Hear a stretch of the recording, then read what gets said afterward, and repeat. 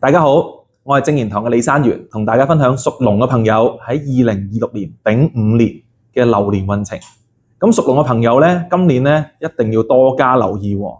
你哋係咁多個生肖裏面呢，最容易出入醫院嘅一個生肖啦。吊客星啦，同埋月煞星呢，都入咗神呢個宮位，病啊，同埋容易見喪事嘅。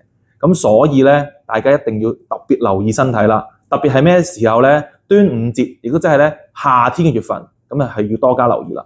同一時間呢，有天狗星同埋寡宿星呢，都入咗去同一個宮位入面。